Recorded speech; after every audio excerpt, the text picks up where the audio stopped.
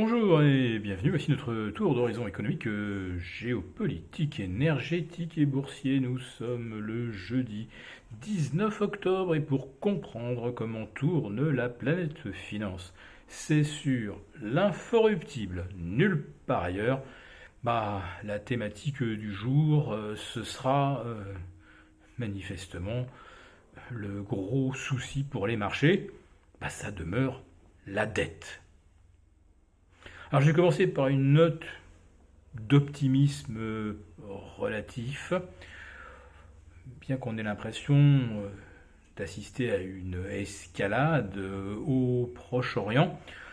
Pour l'instant, les marchés continuent de faire le pari qu'il n'y aura pas d'embrasement. Alors, on a bien compris que tout le monde ment, c'est pas un scoop, c'est la guerre. Et ce que les marchés regardent, ce ne sont pas les événements ponctuels, mais c'est probablement les mouvements diplomatiques, géopolitiques à grande échelle. Et ils ont l'air de penser que les événements ne se précipitent pas. On n'a pas tellement finalement d'anathèmes lancés par les pays arabes à l'encontre des Occidentaux. Bon, alors c'est vrai qu'en France, on a des alertes à la bombe chaque jour, à Versailles, au Louvre, à Orly, mais globalement, au Proche-Orient, on ne voit pas pour l'instant vraiment bouger les lignes, et ce qui préoccupe donc les marchés aujourd'hui, c'est la façon dont les taux, eux, bougent. Alors là, il y a une sorte de double message.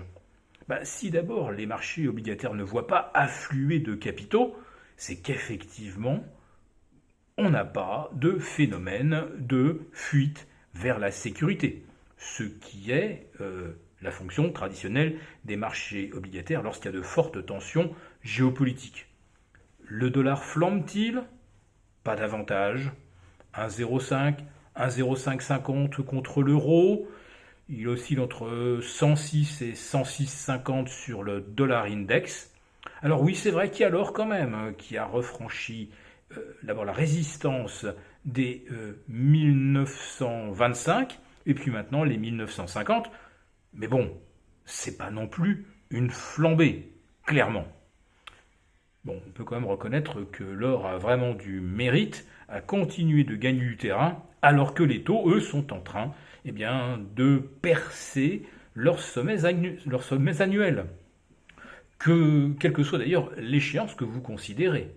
Le 2 ans aux États-Unis vient d'atteindre 5,30. Le 10 ans, on est à 4,97. Bon, allez, encore une statistique un peu robuste aux États-Unis et on sera à 5 d'ici ce soir. Le 30 ans, 5,03.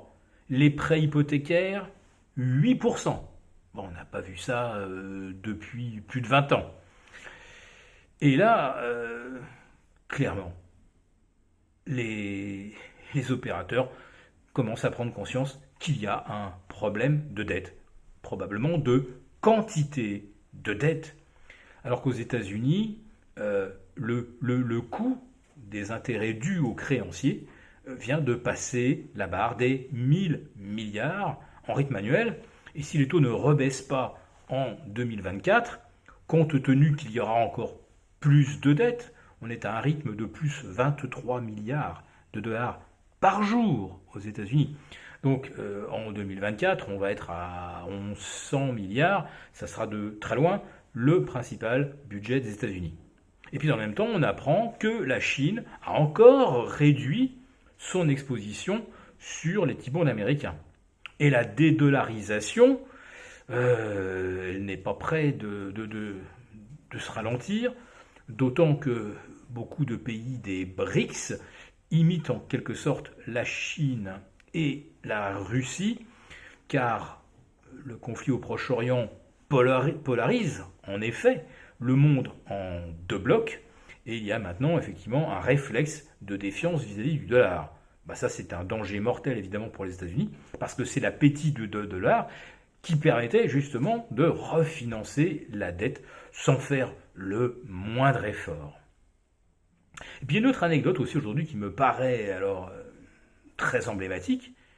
Voilà que depuis son voyage au Proche-Orient, Joe Biden vient de s'apercevoir qu'il fallait peut-être lever en partie les sanctions contre le Venezuela. Et oui, le Venezuela qui va pouvoir reprendre ses exportations.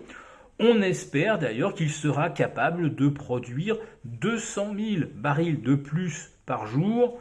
Alors, à partir d'installations complètement obsolètes, après l'embargo américain, évidemment, le Venezuela n'a pas pu entretenir ces installations. Mais bon, 200 millions de barils, c'est toujours bon à prendre, surtout si un jour l'Iran se trouve incapable ou empêché d'exporter. J'ajouterais également que l'Ukraine est passée un petit peu, on va dire, au troisième rang des soucis du marché, alors qu'il ne faut pas se faire d'illusions, la guerre continue bien là-bas et elle reste extrêmement coûteuse pour les États-Unis. Est-ce que l'on ne va pas s'acheminer justement vers on arrête les frais? Je laisse cette question ouverte au moment où les États-Unis vraiment ont un problème de dette. Merci beaucoup d'avoir regardé cette vidéo. N'hésitez pas à réagir dans les commentaires ou à liker et partager cette vidéo si le contenu vous a plu. Et pour ne rater aucune de nos prochaines émissions, vous pouvez vous abonner à notre chaîne et activer les notifications. Et pour plus de contenu, n'oubliez pas que le dernier rapport rédigé par nos experts est accessible en cliquant sur le lien de description. On se retrouve tout de suite dans les commentaires et je vous dis à très bientôt pour une prochaine vidéo.